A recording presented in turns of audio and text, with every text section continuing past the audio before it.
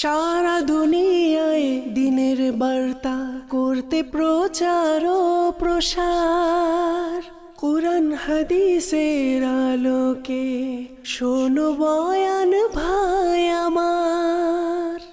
আলহামদুলিল্লাহি রাব্বিল আলামিন, ওয়াসসালাতু ওয়াসসালামু আলা সাইয়্যিদিল মুরসালিন, আম্মা বা'দ, ফাআউযু বিল্লাহি মিনাশ শাইতানির রাজীম।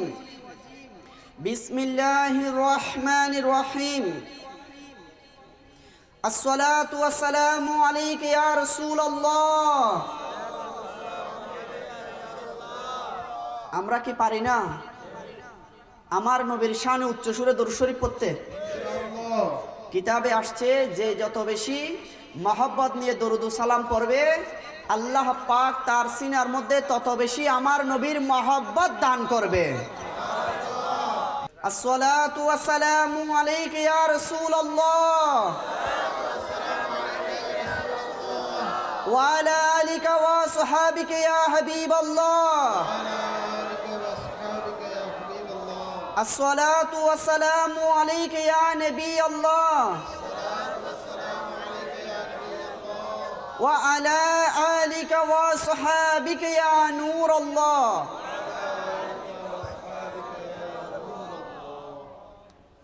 সম্মানিত ইসলামী ভাইয়েরা এবং মাদানী চ্যানেলের দর্শকবিন্দু, আসুন আমরা একটি দরুদ শরীফের ওয়াকিয়া শ্রবণ করি। হুজুরে আনোয়ার সাল্লাল্লাহু আলাইহি ওয়াসাল্লাম ইরশাদ ফরমান, আল্লাহ পাকের জন্য পরস্পর ভালোবাসা পোষণকারী ব্যক্তি যখন পরস্পর সাক্ষাৎ করে এবং মুসাফাহ করে আর নবী করিম সাল্লাল্লাহু আলাইহি ওয়াসাল্লামের উপর দরুদ শরীফ পাঠ করে, তখন তারা পৃথক হওয়ার পূর্বে তাদের উভয়ের পূর্ববর্তী এবং পরের গুনাহসমূহ ক্ষমা করে দেওয়া হয়। সুবহানাল্লাহ। যারা সুবহানাল্লাহ শুনে, খুশির সংবাদ শুনে সুবহানাল্লাহ, আলহামদুলিল্লাহ, আল্লাহু আকবার, লা ইলাহা ইল্লাল্লাহ এই বাক্যগুলা পাঠ করবে, আল্লাহ পাক তাদের জন্য জান্নাতে এক একটি বৃক্ষ রোপণ করে দিবেন। আর ওই বৃক্ষটি ফরিয়াদ করে, মাওলা, যিনি সুবহানাল্লাহ বলার কারণে আমি সৃষ্টি হয়েছি, মাওলা ইনাকে মাফ করে জান্নাতে পাঠিয়ে দাও। তো সুবহানাল্লাহ জোরে বলবো নাকি আস্তে? মাশাআল্লাহ। আর আমার নবীর দরুদ শরীফের ওয়াকিয়া শুনেছি, আমার নবীর উপর দরুদ শরীফ পড়লে মুসাফা করার সময় উভয়ের গুনাহ, পূর্বের এবং পরের সকল গুনাহকে ক্ষমা করে দেওয়া হবে। সাল্লু আলাল হাবিব সাল্লাল্লাহু আলা মুহাম্মদ সাল্লাল্লাহু আলাইহি ওয়াসাল্লাম। সম্মানিত ইসলামী ভাইয়েরা এবং মাদানী চ্যানেলের দর্শকবৃন্দ, আসুন না আমরা নিয়ত করি ইনশাআল্লাহুল কারীম সর্বদা বেশি পরিমাণে দরুদ শরীফ পাঠ করার চেষ্টা করব। কে কে? সবাই? মাশাআল্লাহ, মারহাবা। আল্লাহর নবী রসুলে আরবি হুজুরপুর নূর সাল্লাল্লাহু আলাইহি ওয়াসাল্লাম ইরশাদ করেছেন, আফযলুল আমলি আন-নিয়্যাতু সাদিকা। সত্য নিয়ত সবচেয়ে উত্তম আমল। কাল কিয়ামতের ময়দানে অনেক বান্দা হাজির হবেন, আমলের কারণে নয়, ভালো ভালো নিয়ত করার কারণে আল্লাহ পাক তাদেরকে জান্নাতে প্রবেশ করাবেন। তা আমরা কি নিয়ত করতে পারি? ইনশাআল্লাহ আজকের সংক্ষিপ্ত বয়ান আমরা মনোযোগ সহকারে শ্রবণ করব। কে কে? সবাই? মাশাআল্লাহ।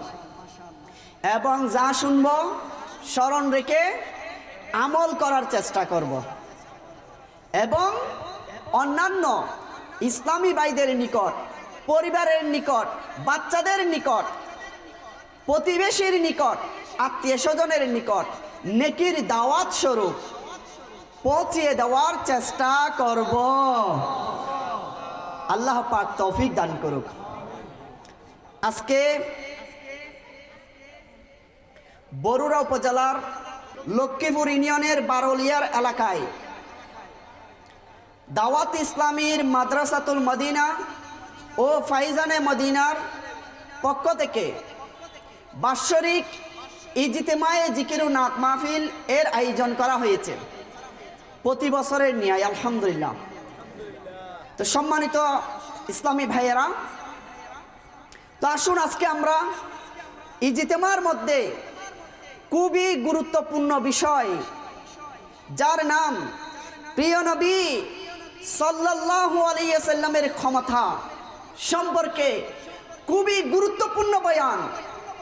আসুন না আমরা মনোযোগ দিয়ে শুনি।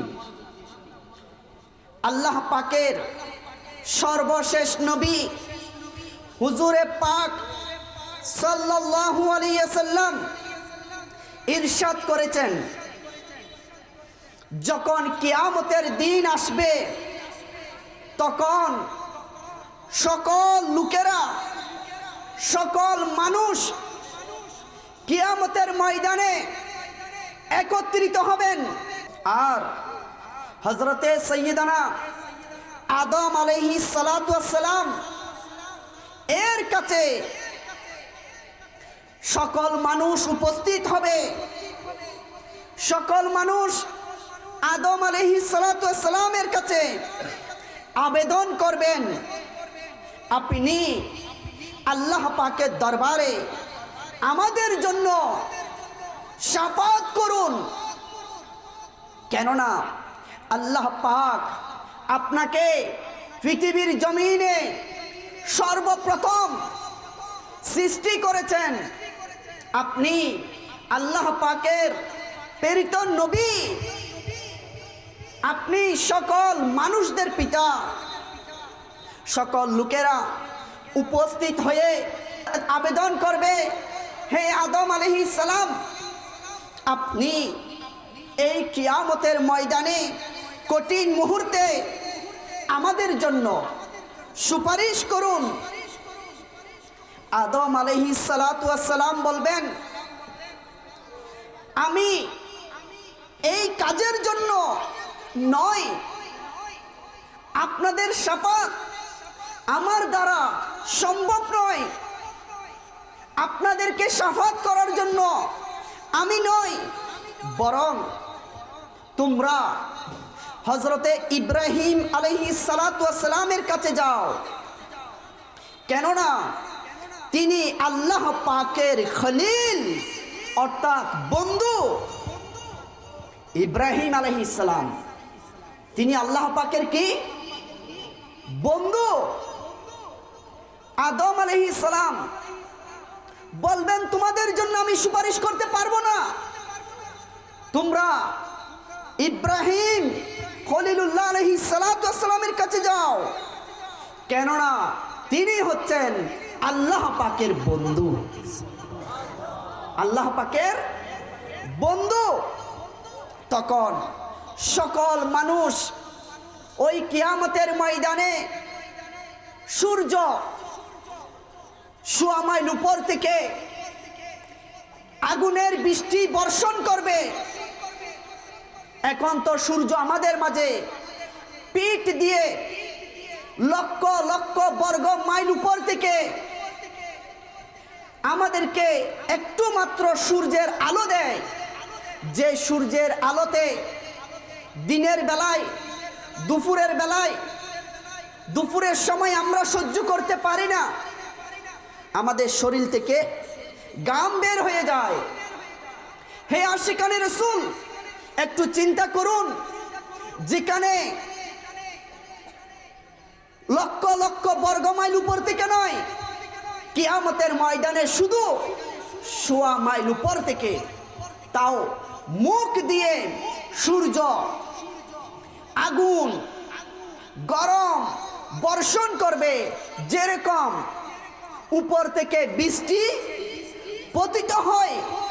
আমরা দেখি জমিনে যখন বৃষ্টি পড়ে তখন কোনো জায়গা খালি থাকে না, সব জায়গায় বৃষ্টি পড়ে, সব জায়গায় পানি প্রবাহিত হয়।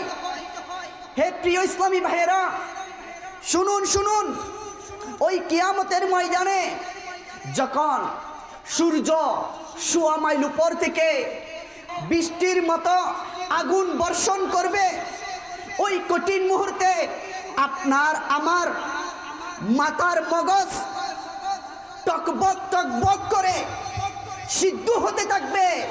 ওই আগুনের কারণে, সূর্যের তাপের কারণে কিয়ামতের দিন মানুষের জিহ্বা বের হয়ে যাবে।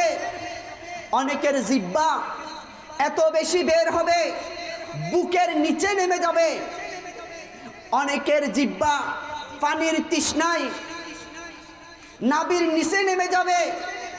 অনেকের জিহ্বা পানির তৃষ্ণায় বের হতে হতে মাটির সাথে ছেঁচড়াতে থাকবে।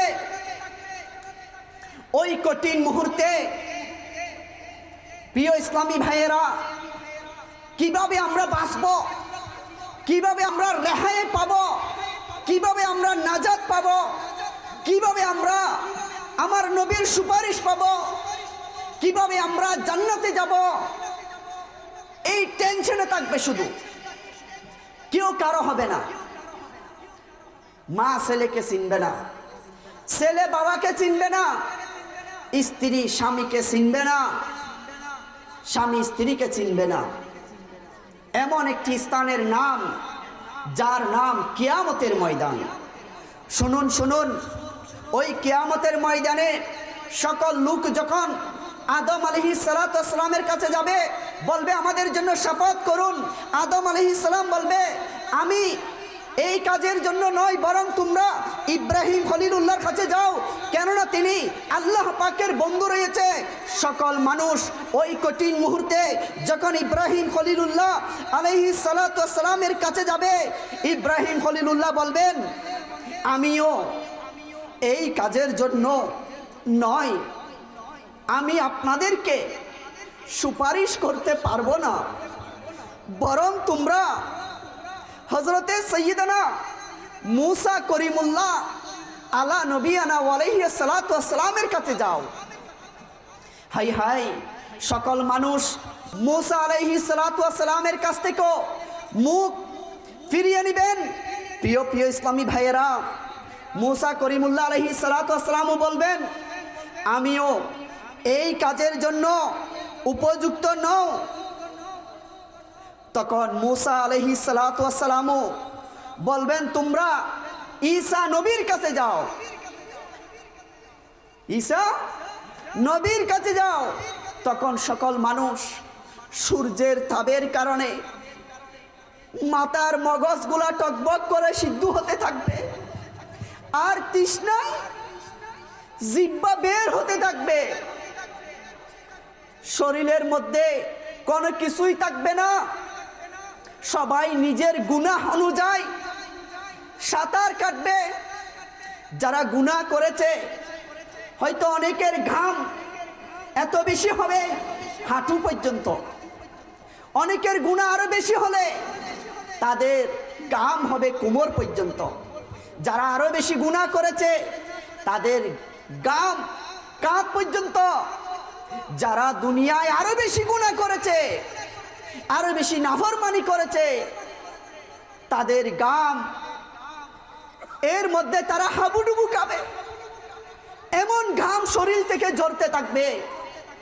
হে আশিকানে রাসূল, শুনুন শুনুন, ওই কঠিন মুহূর্তে, ওই কঠিন কিয়ামতের ময়দানে সকল মানুষ ঈসা নবী আলাইহিস সালাতু ওয়াস সালামের কাছে যাবে আর বলবেন, হে ঈসা নবী, আপনি তো এমন একজন নবী যিনি আমার নবীর উম্মত হওয়ার জন্য চতুর্থ আসমানে চলে গিয়েছিলেন, আমার নবীর উম্মত হয়ে এসেছেন। আমার নবীর উম্মতের মর্যাদা অর্জন করেছেন, আপনি তো একজন নবীও, আপনি আমাদের জন্য সুপারিশ করুন। ঈসা নবী আলাইহিস সালাতু ওয়াস সালাম বলবেন, আমি এই কাজের জন্য নয়, আমি আপনাদেরকে সুপারিশ করতে পারবো না, আমি আপনাদেরকে শাফাত করতে পারবো না, বরং তোমরা হযরত মুহাম্মদ মুস্তাফা সাল্লাল্লাহু আলাইহি ওয়াসাল্লাম এর খিদমতে চলে যাও। অতঃপর সবাই হুজুর নবী পুর নূর সাল্লাল্লাহু আলাইহি ওয়াসাল্লামের দরবারে যাবেন। সবাই নুরানি নবীর দরবারে আরজ করবে, ইয়া রাসূলুল্লাহ, ইয়া হাবিবাল্লাহ, আপনি আমাদের জন্য শাফাত করুন। প্রিয় প্রিয় ইসলামী ভাইয়েরা, তখন নুরানি নবী রসুলে আরবি সাল্লাল্লাহু আলাইহি ওয়াসাল্লাম হাই হাই আল্লাহ তাআলার দরবারে প্রার্থনা করবে, আল্লাহ তাআলার দরবারে প্রশংসা করবেন, আল্লাহ তাআলার দরবারে হামদ অর্থাৎ প্রশংসা করতেই থাকবে। এমনকি আল্লাহর নবী রসুলে আরবি হুজুর পুর নূর সাল্লাল্লাহু আলাইহি ওয়াসাল্লাম এক পর্যায়ে আল্লাহ তাআলার প্রশংসা করতে করতে করতে আল্লাহ পাকের সামনে সিজদাবনত হয়ে যাবেন, আল্লাহ তাআলার কুদরতের সামনে সিজদা আদায় করবেন আর বলবে, হে মাওলা, আমার উম্মতকে বাঁচিয়ে নাও। এমন সময় আল্লাহ পাক ইরশাদ করবেন, হে মুহাম্মদ, আপনার মাথা উঠিয়ে নিন আর বলুন, এই কিয়ামতের ময়দানে আপনার কথা শোনা হবে, আপনি চান আপনাকে দেওয়া হবে, আপনাকে দান করা হবে, আপনার দোয়া কবুল করা হবে। তখন নুরানি নবী রসুলে আরবি সাল্লাল্লাহু আলাইহি ওয়াসাল্লাম তা শুনে অন্তর খুশি হয়ে যাবে আর বলবে, আমার উম্মত, আমার উম্মত।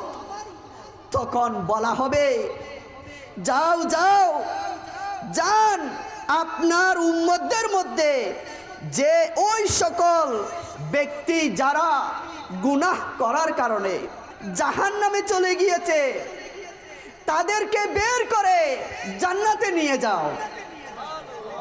তখন নুরানি নবী রসুলে আরবি সাল্লাল্লাহু আলাইহি ওয়াসাল্লাম খুশি হয়ে যাবেন, আল্লাহ পাক ইরশাদ করবেন, যারা জাহান্নামে বিন্দু পরিমাণ ঈমান নিয়ে জাহান্নামে গিয়েছে, শাস্তি ভোগ করতেছে, তাদের জন্য সুপারিশ করুন। হাই হাই, নুরানি নবী রসুল আরবি সাল্লাল্লাহু আলাইহি ওয়াসাল্লাম দ্রুত জাহান্নামের মধ্যে যাবেন আর ওই সমস্ত উম্মতদেরকে বের করে করে তাদের জন্য শাফাত করে জান্নাতে নিয়ে যাবে। হে আশিকানে রসুল, যে নবী উম্মতের মায়ায় 63 বছর কান্না করেছিলেন আমাদের জন্য, হে আশিকানে রসুল, ওই নবী কিয়ামতের ময়দানও আপনার আমার কথা বলবেন না। হাই হাই, ওই কঠিন কিয়ামতের ময়দানে নুরানি নবী সাল্লাল্লাহু আলাইহি ওয়াসাল্লাম তার হাজার হাজার উম্মতেরা যারা গুনাহ করার কারণে জাহান্নামে চলে গিয়েছে কিন্তু জর্রা পরিমাণ ঈমান নিয়ে গেছে, তাদের জন্য সুপারিশ করে জান্নাতে নিয়ে যাবে।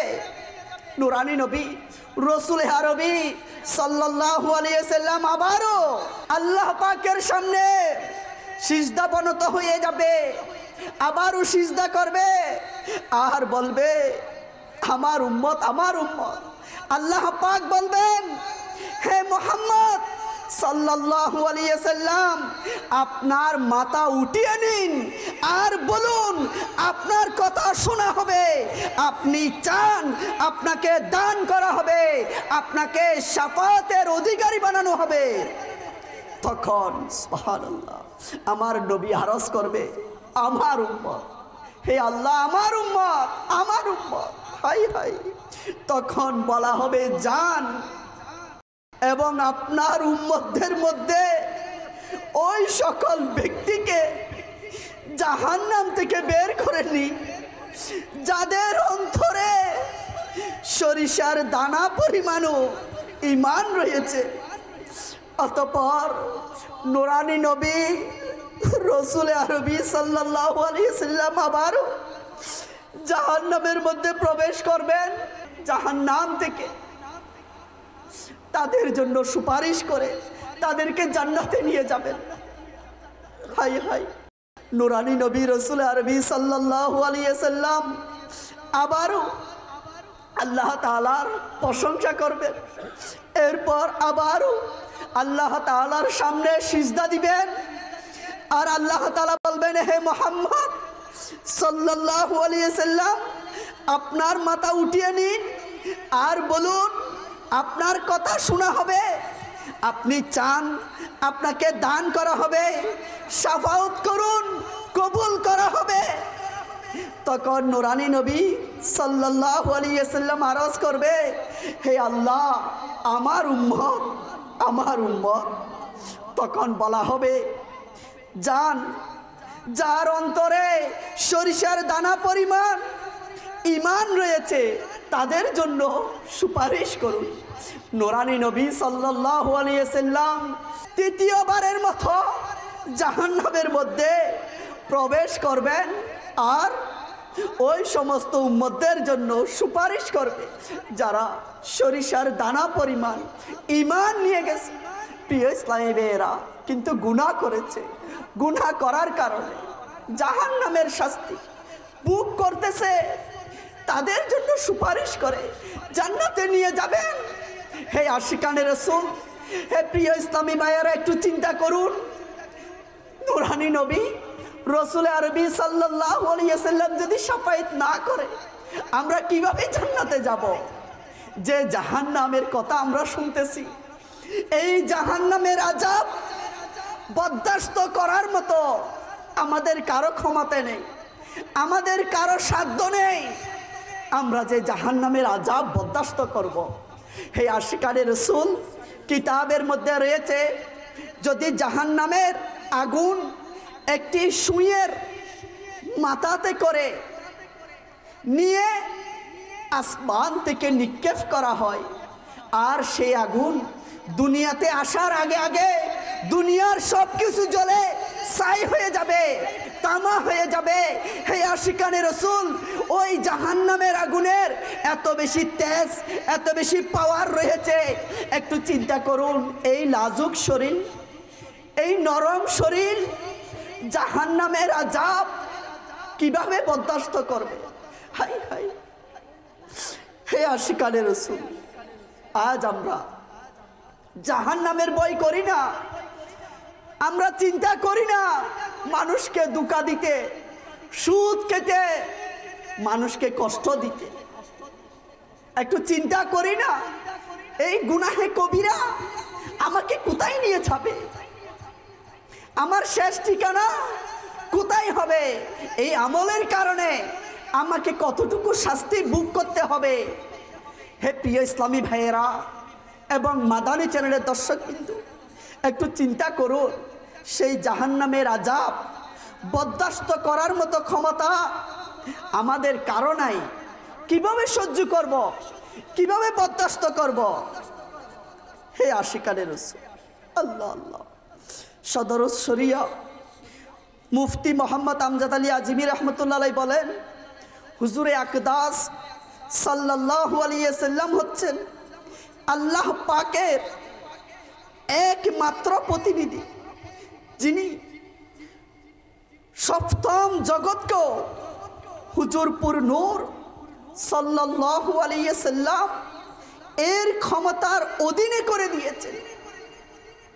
প্রিয় ইসলামী ভাইয়েরা, নুরানি নবী রসুল আরবি সাল্লাল্লাহু আলাইহি সাল্লাম এর ক্ষমতার অধীনে সবকিছু সৃষ্টি জগতের মধ্যে যা কিছু আছে, কবর জগতে যা আছে, আখিরাতে যা আছে। হে আশিকানে রাসূল, একটু চিন্তা করুন, যে নবী রসুলে আরবি সাল্লাল্লাহু আলাইহি ওয়াসাল্লাম আমাদের জন্য কিয়ামতের ময়দানে শাফাত করবে কার জন্য করবে? কোন বান্দার জন্য করবে? কোন উম্মতের জন্য করবে? যে উম্মত হাই হাই কিভাবে শাফাতের আশা করতে পারে? চিন্তা হচ্ছে, আফসোস হচ্ছে যে উম্মত সিনেমা দেখার সময়, নাটক দেখার সময় চিন্তা করে না যে আমি যে বেপরদা দেখতেছি আমি কিভাবে আমার নবীর শাফাত পাবো। আমি এই চোখ দিয়ে বেহায়াপনা দেখতেছি, কিভাবে আমি আমার নবীর শাফাত পাবো। আমি এই কান দিয়ে গান বাজনা শুনতেছি, কিভাবে আমি আমার নবীর শাফাত পাবো। আমি এই হাত দিয়ে মুসলমানকে কষ্ট দিচ্ছি, কিভাবে আমি শাফাত পাবো। আমি এই পা দিয়ে নাজাইজ জায়গার মধ্যে যাচ্ছি, কিভাবে নবীর শাফাত পাবো। হে আশিকানে রসুল, একটু চিন্তা করুন। ঘুষ খাওয়ার সময়, দেওয়ার সময় আমাদের চিন্তা থাকে না, হাই আমি কোন নবীর উম্মত, এই ঘুষ দেওয়া নেওয়া এটা কোন পর্যায়ে যাচ্ছে, এই গুনাহ আমাকে কোথায় নিয়ে যাবে। আমাদের মাথায় চিন্তা নাই, আমাদের টেনশন নাই। প্রিয় ইসলামী ভাইয়েরা, নামাজ ঘুমে চলে যাচ্ছে, অবহেলায় চলে যাচ্ছে। কাজ কামের কারণে নামাজ পড়তেছি না, অনেকে কাজা করতেছে। হে আশিকানে রসুল, কিভাবে শাফাতের আশা রাখতে পারি বলেন? নামাজ কাজা করে সম্ভব? নবীর সুন্নত থেকে দূরে দিকে? হাই হাই প্রিয় ইসলামী ভাইয়েরা, শুনুন শুনুন, এটা কখনো সম্ভব নয়। যখন আল্লাহ পাক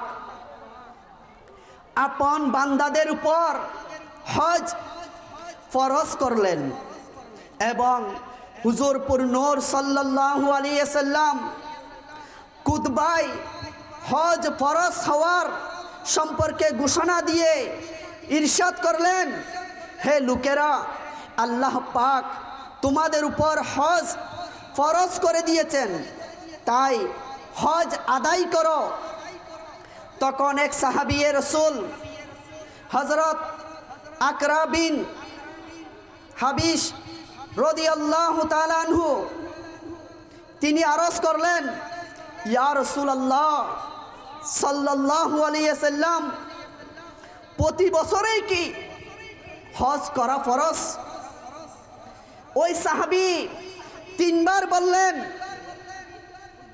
আর নুরানি নবী হুজুর নূর সাল্লাল্লাহু আলাইহি ওয়াসাল্লাম প্রতিবারে নীরবতা অবলম্বন করলেন।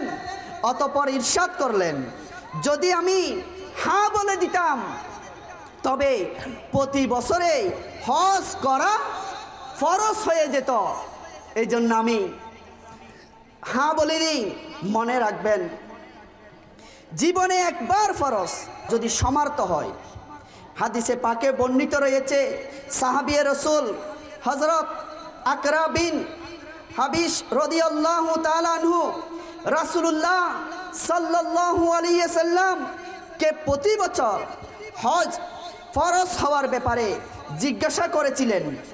তখন হুজুর সাল্লাল্লাহু আলাইহি ওয়াসাল্লাম ইরশাদ করেছিলেন, হজ একবারেই ফরজ, যে একের অধিক করবে তা নফল হিসাবে গণ্য হবে। তো যাদের টাকা আছে, সামর্থ্য আছে, তাদের উপর ফরজ কমপক্ষে একবার। কিন্তু আমাদের সমাজে হাই হাই এমনও লোক আছে যাদের হজ ফরজ হওয়ার পরও এখনো সেই ফরজ আদায় করে নাই। এটার জবাবদিহিতা হাই হাই কাল আমাদেরকে দিতে হবে। শুনুন শুনুন প্রিয় ইসলামী ভাইয়েরা, নুরানি নবী রসুলে আরবি সাল্লাল্লাহু আলাইহি ওয়াসাল্লাম আমাদের জন্য সহজ করে দিয়েছে। যাদের সামর্থ্য আছে তাদের জন্য, সবার তো আর সামর্থ্য নেই। সবার কি নেই? সামর্থ্য নাই। যাদের সামর্থ্য আছে তাদের জীবনে একবার ফরজ, বাকিগুলা নফল হিসাবে গণ্য হবে। তো যাদের ফরজ হয়েছে আমি তাদেরকে রিকোয়েস্ট করব, অনুরোধ করব, আপনি ওই হজ ফরজটা আদায় করে নিন। আর যাদের ফরজ হয় নাই, সমর্থ নেই, আল্লাহর দরবারে দোয়া তো করতে পারি না? আল্লাহর দরবারে দোয়া তো করতে পারি, মওলা আমাদেরকে হজ করার মতো তৌফিক দান করো। পাশাপাশি নামাজ, এটা সমর্থবানের জন্য ফরজ, মধ্যবর্তীর জন্য ফরজ, গরিবের জন্য, মিসকিনের জন্য, ব্যবসায়ীর জন্য, চাকরিজীবীর জন্য, কৃষকের জন্য ফরজ। নামাজ এটা সবার জন্য ফরজ। নামাজ নুরানি নবী সাল্লাল্লাহু আলাইহি ওয়াসাল্লাম মেরাজের রজনীতে আমাদের জন্য নিয়ামত স্বরূপ নিয়ে এসেছিলেন কয় ওয়াক্ত? 50 ওয়াক্ত না? মুসা আলাইহিস সালাতু ওয়াস সালামের সাথে সাক্ষাৎ হলো, আর মুসা নবী বললেন, ইয়া রাসূলুল্লাহ সাল্লাল্লাহু আলাইহি ওয়াসাল্লাম, আপনি আল্লাহ পাকের দরবার থেকে কি নিয়ে এসেছেন? বললেন, আমার উম্মতের জন্য 50 ওয়াক্ত নামাজ নিয়ে এসেছি। আর মুসা নবী আলাইহিস সালাম পরামর্শ দিলেন, আপনার উম্মতের হায়াত খুবই কম হবে, তারা দুনিয়া করবে বেশি। হাই হাই, তারা এত ওয়াক্ত নামাজ আদায় করতে কষ্টকর হয়ে যাবে।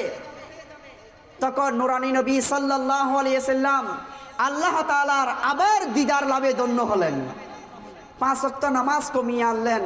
আবার মুসা আলাইহিস সালাতু ওয়াস সালামের সাথে সাক্ষাৎ, আবার পরামর্শ দিলেন, আবার গেলেন, আল্লাহ পাকের আবার দিদার লাভে ধন্য হলেন। এভাবে 9 বার গেলেন, 5 নং 45 ওয়াক্ত কমিয়ে আনলেন। প্রথমে গেলেন একবার, কয়বার হলো? 10 বার। আল্লাহ তাআলার কত বড় কুদরত প্রিয় ইসলামী ভাইয়েরা, যে মুসা আলাইহিস সালাতু ওয়াস সালামের পরামর্শের মাধ্যমে আল্লাহ এবং আল্লাহর বন্ধুর নুরানি নবীর বারবার দিদার হওয়ার সুযোগ হয়ে গেল না? প্রথমে হয়েছে একবার, আর নামাজের বিষয় নিয়ে হয়ে গেল 9 বার না? তো প্রিয় ইসলামী ভাইয়েরা, তা আল্লাহ তাআলার কুদরত, এই হিকমত আমাদের দ্বারা বোঝা সম্ভব না। তো আল্লাহ পাক শেষবারে যখন আসতেছিলেন বললেন, হে মুহাম্মদ সাল্লাল্লাহু আলাইহি ওয়াসাল্লাম, যে 50 ওয়াক্ত কলম মারা হয়েছে, লেখা হয়েছে, আপনার কোন উম্মত যদি 5 ওয়াক্ত নামাজ আদায় করে, আল্লাহ পাক বললেন, আমি তাকে 50 ওয়াক্ত নামাজের সওয়াব দান করব। জোরে বলেন না সুবহানাল্লাহ। কেমন উম্মত আমরা, হাই হাই, কেমন ভাগ্যবান আমরা। চিন্তা করি 5 ওয়াক্ত পরে 50 ওয়াক্তের সওয়াব না? তো প্রিয় ইসলামী ভাইয়েরা, আসুন না আজকে বরুড়া, রাজপুর, বারলিয়া মাদ্রাসা থেকে নিয়ত করি, ইনশাআল্লাহ যতদিন বেঁচে থাকব দৈনিক 5 ওয়াক্ত নামাজ আদায় করব। কোন কোন আশিকে রাসূল, কোন কোন আল্লাহর বান্দা, কোন কোন আমার নবীর উম্মত নিয়ত করে দৈনিক 5 ওয়াক্ত? কয় ওয়াক্ত? একটু লম্বা করে তুলি, ডান হাত, বাম হাত না, ডান হাত।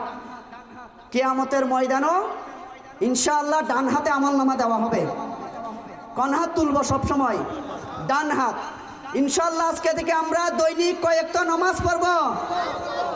জোরে বলি, কয় ওয়াক্ত? 5 ওয়াক্ত।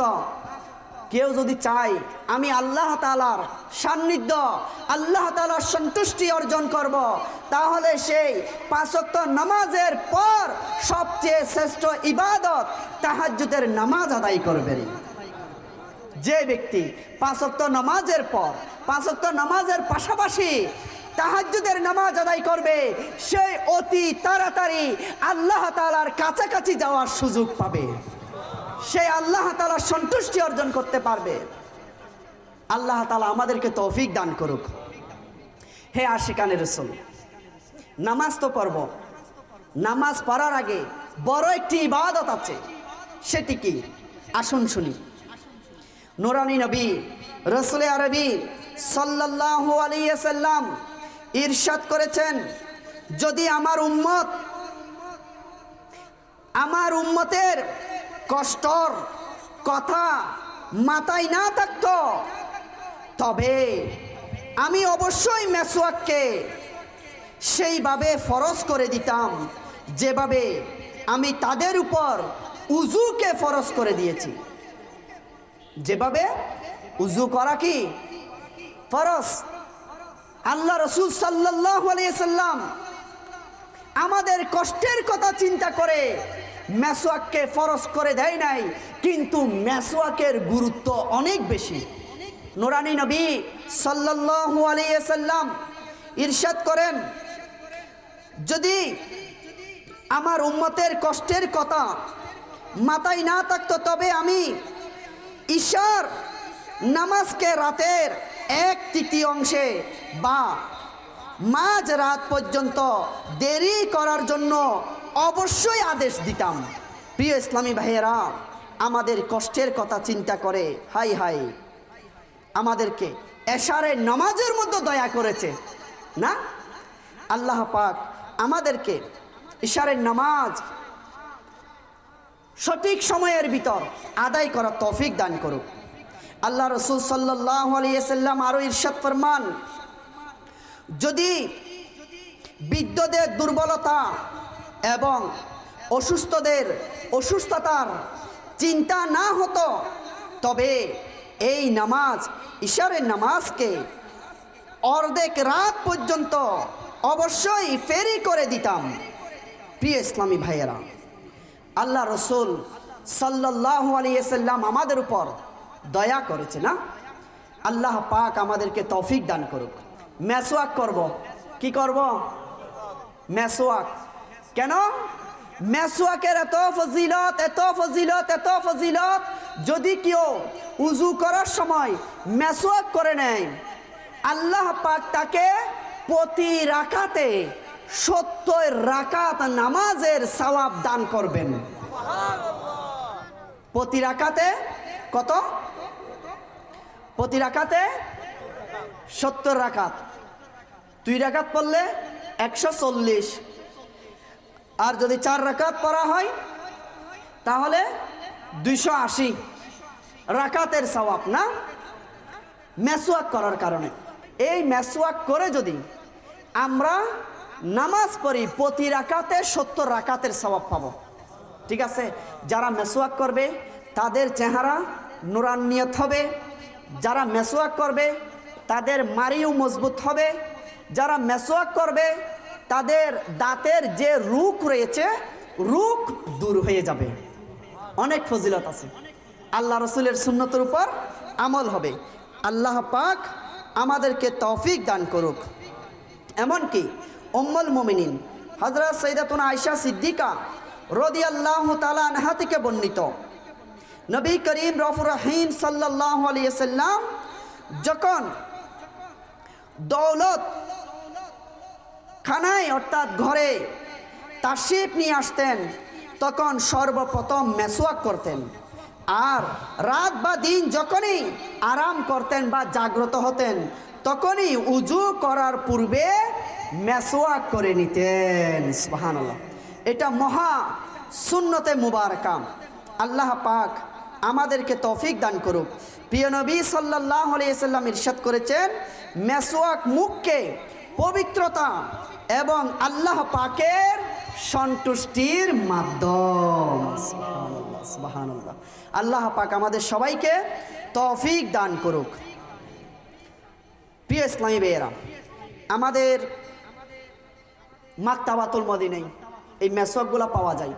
আপনারা চেষ্টা করবেন নেওয়ার জন্য।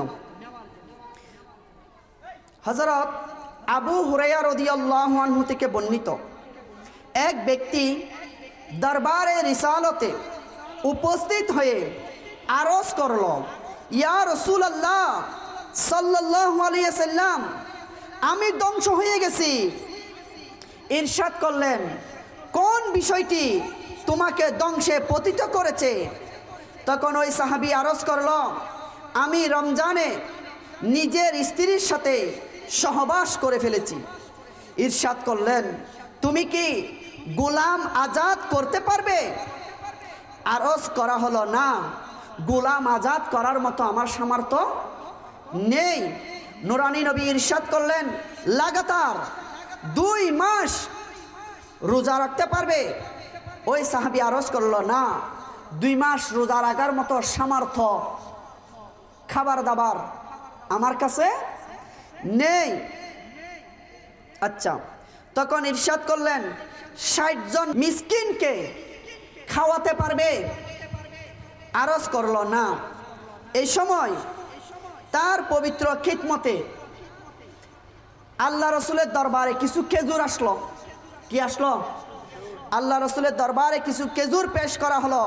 তখন হুজুর সাল্লাল্লাহু আলাইহি সাল্লাম সেই ব্যক্তিকে ইরশাদ করলেন, এই খেজুরগুলা তোমাকে দান করে দিলাম, তোমাকে দান করে দিলাম, মালিক বানিয়ে দিলাম। আরজ করলো, এই খেজুরগুলা তুমি নিয়ে যাও, নিয়ে এখানে যত অভাবী লোক আছে, যত মিসকিন লোক আছে, সকল অভাবী মিসকিনদেরকে এই খেজুরগুলা দান করে দাও। তখন সে বলল, হুজুর, এই পুরো মদিনায় আমার থেকে বেশি অভাবী আর কেউ, আমার থেকে বেশি অভাবী আর কেউ নেই। তখন নুরানি নবী সাল্লাল্লাহু আলাইহি সাল্লাম ইরশাদ করলেন এবং মুস্কি হাসলেন আর ইরশাদ করলেন, এই খেজুরগুলা তুমি নিজেই নিয়ে যাও এবং নিজে এবং নিজের পরিবার নিয়ে আহার করো, কে নাও, মনে করো এইতেই তোমার সেই গুনাহের কাফারা আদায় হয়ে যাবে। সুবহানাল্লাহ। আমার নবীর দরবারে হাই হাই কেমন সমাধান মিলে গেল না, কেমন সলিউশন মিলে গেল। আমার নবী ইরশাদ করলেন, এটা শুধু তোমার জন্য, এই শরীয়তের আইনটা শুধু তোমার জন্য, এরপরে নয়, এরপরে আমাদের জন্য আখেরি যুগ পর্যন্ত যদি আমরা রমজানে একটা রোজা, ফরজ রোজা ভেঙে ফেলি, না রাখি শরীয়তের কোনো কারণ ছাড়া, তাহলে আমাদেরকে 60টি রোজা রাখতে হবে। কয়টি? 60টি রোজা রেখে আদায় করে দিতে হবে। যদি 60টি রোজা রাখার সামর্থ্য আমাদের না থাকে, তাহলে 60 জন মিসকিনকে খাবার খাওয়াইতে হবে। ঠিক আছে? এটা হচ্ছে আমাদের জন্য। আল্লাহ পাক আমাদেরকে সেটা আমল করার তৌফিক দান করুক এবং রমজানের রোজাগুলা চেষ্টা করবেন না ভাঙার জন্য। একটা ফরজ রোজা ভাঙলে কিয়ামতের আগ পর্যন্ত যদি রোজা রাখা হয়, এরপরও একটা ফরজের রোজার সমতুল্য হবে না।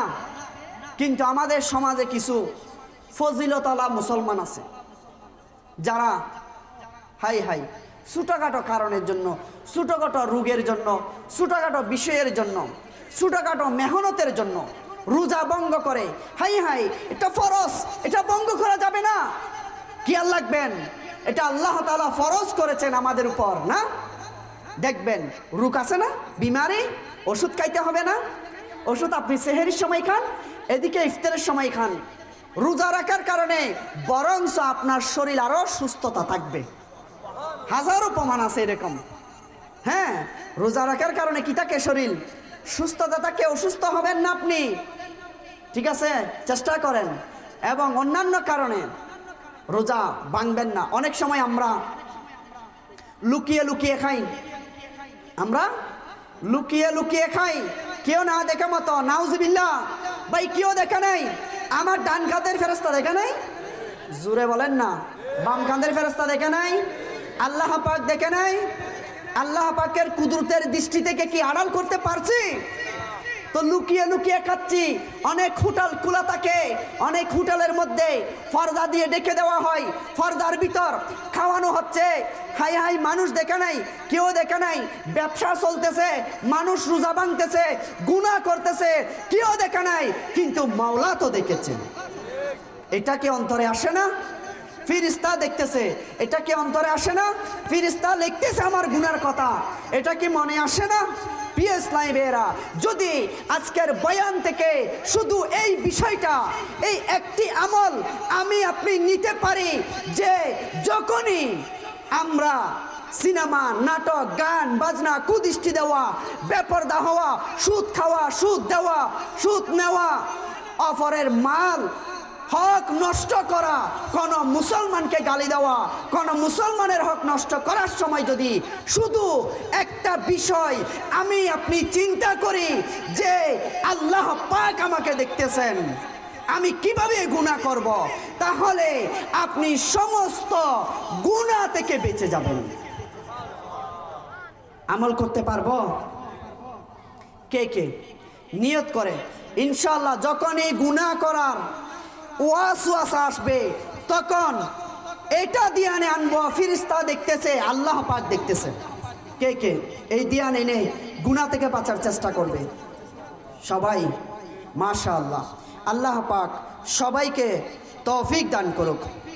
সাল্লাল্লাহু আলাল হাবিব সাল্লাল্লাহু আলা মুহাম্মদ সাল্লাল্লাহু আলাইহি ওয়াসাল্লাম।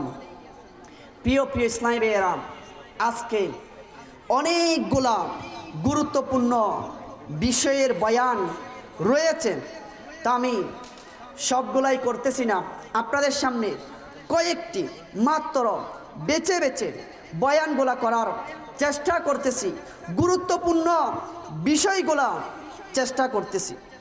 আমাদের সমাজে মিথ্যা বেড়ে গেছে। ছেলে বাবাকে শিখাই দেয়, অমুককে বলো আমি নাই, বাবা বলে আমার বাবা বলছে অমুক নাই। আরো কত ধরনের মিথ্যা বানাই বানাই বানাই বানাই আমরা। হাই হাই, এক ব্যক্তি হুজুরপুর নূর সাল্লাল্লাহু আলাইহি ওয়াসাল্লামের খেদমতে উপস্থিত হয়ে আরজ করলো, আমি আপনি নবী সাল্লাল্লাহু আলাইহি ওয়াসাল্লামের উপর ঈমান আনতে চাই, ঈমান আনতে চাই, কিন্তু আমি মদ্যপায়ী, আমি মদ পান করি, ব্যভিচার করি, চুরি করি, মিথ্যা বলি, আমি এই গুনাহগুলা করি, এই অভ্যাসগুলো আমার মাঝে রয়েছে। High high. এবং লোকেরা বলে আপনি নবী সাল্লাল্লাহু আলাইহি ওয়াসাল্লাম এইসবকে, এই বিষয়গুলোকে হারাম বলে ইরশাদ করেছেন। আমি হঠাৎ করে এইসব গুনাহ তো ছাড়তে পারবো না। কি করা? মদ পান করা, ব্যভিচারী, চুরি, মিথ্যা বলা, হঠাৎ করে আমি এগুলো সব ছাড়তে পারবো না। যদি আপনি এই বিষয়ে রাজি হয়ে যান যে আমি এসবের মধ্যে থেকে মাত্র একটি খারাপ কাজ বাদ দেব, কয়টি? জোরে বলেন না, কয়টি?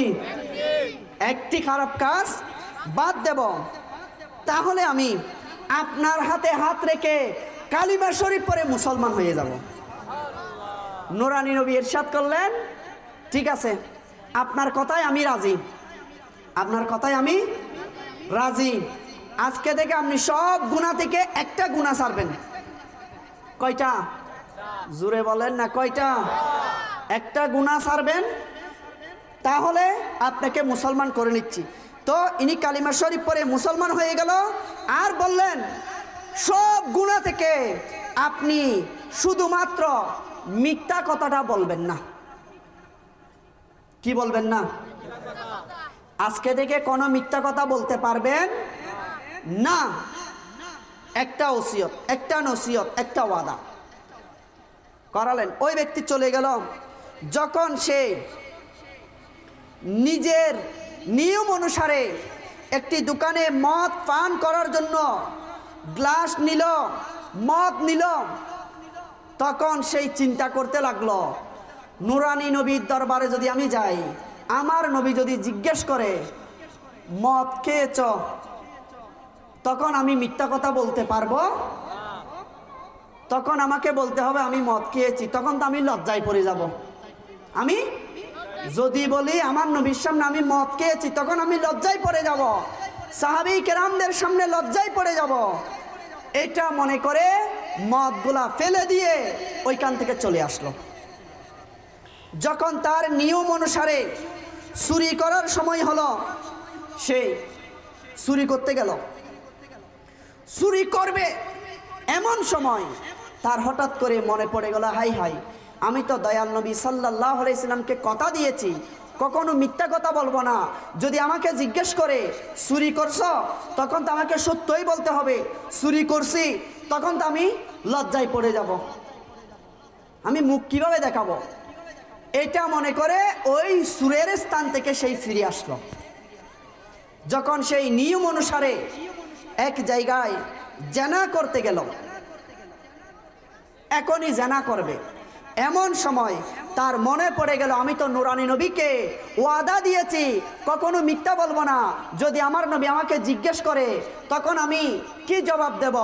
আমি জানা করেছি এটা বললে তো আমি সাহাবী কেরামের সামনে লজ্জায় মাথা নত করতে হবে। এটা মনে করে ওই জানা থেকে, ওই ব্যভিচার থেকে সেই ফিরে আসলো এবং আলহামদুলিল্লাহ নুরানি নবীর দরবারে এসে উপস্থিত হয়ে আরজ করলেন, ইয়া রাসূলুল্লাহ সাল্লাল্লাহু আলাইহি সাল্লাম, আপনি অনেক ভালো কাজ করেছেন যে আমাকে মিথ্যা বলা থেকে নিষেধ করেছেন এবং এই মিথ্যা এটা আমার সকল গুনাহের দরজা বন্ধ করে দিয়েছে। মিথ্যা মিথ্যা মানুষের সকল জীবনের গুনাহকে কি করে দিবে? বন্ধ করে দিবে। আসুন না আমরা নিয়ত করি ইনশাআল্লাহ আমরা কখনো জবান দিয়ে মিথ্যা কথা বলবো না। পারি নিয়ত করতে? আল্লাহ পাক সবাইকে তৌফিক দান করুক। প্রিয় ইসলামী ভাইয়েরা, আজকে যে আমরা বয়ান শুনেছি নুরানি নবীর সম্পর্কে, সেই নুরানি নবী রাসূল আরবি সাল্লাল্লাহু আলাইহি সাল্লাম ইসলাম প্রতিষ্ঠা করেছে। মনে রাখবেন যে আল্লাহ পাক দুনিয়ায় কমবেশ 1,24,000 নবী রাসূল পাঠিয়েছেন আর তাদেরকে বিভিন্ন প্রকার মুজিজা এবং অতুলনীয় ক্ষমতা দ্বারা ধন্য করেছেন। যেমন হযরত সৈয়দনা ঈসা রুহুল্লাহ আলাইহিস সালাতু ওয়াস সালামকে মৃত ব্যক্তি জীবিত করার ক্ষমতা দিয়েছিলেন, কুষ্ঠ এবং প্লেগ রোগ থেকে মুক্ত করার ক্ষমতা মুজিজা দান করেছিলেন। এমনকি হযরত সুলাইমান আলাইহিস সালামকে জিন আর বাতাসের উপর রাজত্ব দান করেছেন এবং 3 মাইল দূরত্ব থেকে পিপিড়ার আওয়াজ শোনার ক্ষমতা দিয়েছিলেন। আর যখন আল্লাহ পাক হুজুর পুর নূর সাল্লাল্লাহু আলাইহি সাল্লামকে রাসূল বানিয়ে পাঠিয়েছেন, তখন যেহেতু তাকে পূর্ববর্তী পরবর্তী সকল কিছুর সরদার বানানো হয়েছে, তাই আল্লাহ পাক হুজুর পুর নূর সাল্লাল্লাহু আলাইহি সাল্লামকে পূর্ববর্তী আম্বিয়া কেরাম আলাইহিস সালাতু ওয়াস সালাম রাসূলদের আলাইহিস সালাতু ওয়াস সালামের চেয়ে বেশি ফজিলত মহর্ত ক্ষমতার মালিক বানালেন। আমার নবীকে সকল নবীদের ক্ষমতা মর্যাদা মকাম সব কিছু দিয়ে দুনিয়াতে পাঠিয়েছেন। প্রিয় ইসলামী ভাইয়েরা, এমনকি হুজুর সাল্লাল্লাহু আলাইহি সাল্লামকে চন্দ্র সূর্যের উপরও ক্ষমতা প্রদান করা হয়েছে। যেমন হযরতে সাইয়্যিদানা আব্বাস রাদিয়াল্লাহু তাআলা আনহু থেকে বর্ণিত, তিনি রাসূল আকরাম হুজুর পুর নূর সাল্লাল্লাহু আলাইহি সাল্লামকে আরজ করলেন, ইয়া রাসূলুল্লাহ সাল্লাল্লাহু আলাইহি সাল্লাম, আমাকে তো আপনার নবুয়তের নির্দেশন সমূহ আপনার দ্বীনে অন্তর্ভুক্তর দাওয়াত দিয়েছিল। আমি দেখলাম আমি ওই শৈশবে ছোটবেলায় দোলনার মধ্যে আপনি নবী শুয়ে শুয়ে চাঁদের দিকে ইশারা করতেন, তখন আপনার আঙ্গুল যেদিকে ইশারা করতেন চাঁদ সেদিকে ঝুঁকে যেত। এমনকি প্রিয় নবী সাল্লাল্লাহু আলাইহি সাল্লাম ইরশাদ করেন, আমি চাঁদের সাথে কথা বলতাম আর চাঁদ আমার সাথে কথা বলতো, তা আমাকে কান্না করা থেকে বাঁচিয়ে রাখতো। সুবহানাল্লাহ। চাঁদের সাথে কথা বলে বলে আমি কান্না করা থেকে চাঁদ আমাকে বাঁচিয়ে রাখত। এবং চাঁদ যখন আর সে ইলাহির নিচে সিজদা করত, তখন আমি তার তাসবিহ পাঠ করার আওয়াজ শুনতাম। সুবহানাল্লাহ।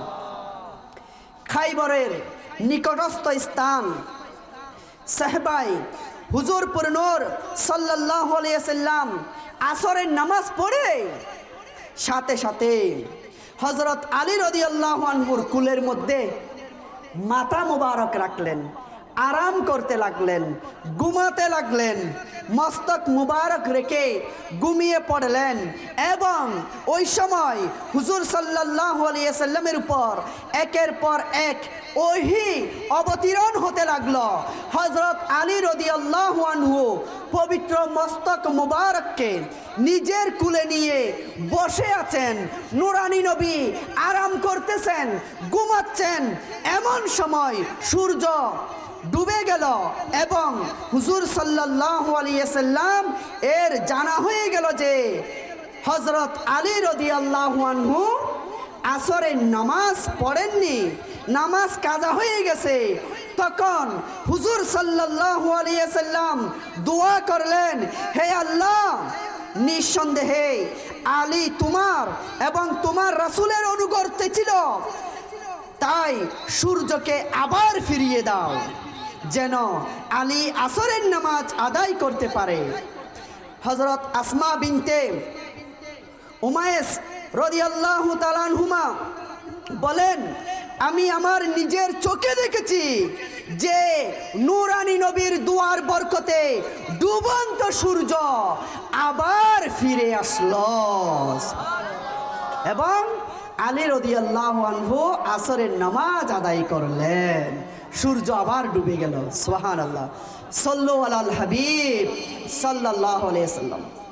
প্রিয় ইসলামী ভাইরা, নূরানী নবী সাল্লাল্লাহু আলাইহি ওয়াসাল্লাম মুজিজা নিয়ে দুনিয়াতে এসেছেন না? দোলনায় থাকা অবস্থায় চাঁদের দিকে যেদিকে ইশারা করত আঙ্গুল, চাঁদ সেদিকে ঢুলে যেত, চাঁদের সাথে কথা বলতো। প্রিয় ইসলামী ভাইরা, সেই নূরানী নবীর উম্মত আমরা, সেই নূরানী নবীর গোলাম আমরা। আসুন না আজকে থেকে নিয়ত করি ইনশাআল্লাহ আমরা আমার নবীর সুন্নতে মুবারকা দ্বারা আমাদের জীবন সাজানোর জন্য চেষ্টা করব ইনশাআল্লাহ। আমার নবীর সুন্নত কি? মুসলমানদেরকে সালাম দেওয়া। আমার নবীর সুন্নত মুস্কি হাসি দেওয়া। আমার নবীর সুন্নত উভয় হাতে মুসাফা করা। আমার নবীর সুন্নত কেউ কোনো কথা বললে মনোযোগ সহকারে শ্রবণ করা। আমার নবীর সুন্নত নিচের দিকে দেখে দেখে হাঁটা। আমার নবীর সুন্নত মানুষদেরকে মেহমানদারি করা। আমার নবীর সুন্নত মানুষদেরকে আপনার উপকার করা। আমার নবীর সুন্নত মানুষদেরকে সহযোগিতা করা। আমার নবীর সুন্নত দ্বীনের জ্ঞান অর্জন করা। আমার নবীর সুন্নত কাফেলায় সফর করা। হে আশিকানি রাসূল, আসুন না এই দাওয়াত ইসলামীর মহলের সাথে আমরা সম্পৃক্ত হয়ে নবী পাক সাল্লাল্লাহু আলাইহি ওয়াসাল্লামের অগণিত সুন্নতে মুবারকা শিখার জন্য, জানার জন্য, আমল করার জন্য ইনশাআল্লাহ কাফেলায় সফর করব। আল্লাহ পাক আমাদেরকে তৌফিক দান করুক। আমিন আমিন বিজাহিন নবীল আমিন সাল্লাল্লাহু আলাইহি ওয়াসাল্লাম। সাল্লু আলাল হাবিব সাল্লাল্লাহু আলা মুহাম্মদ সাল্লাল্লাহু আলাইহি ওয়াসাল্লাম। সারা দুনিয়ায় দিনের বার্তা করতে প্রচার ও প্রসার, কুরআন হাদিসের আলোকে শোনো বয়ান ভাই আমার।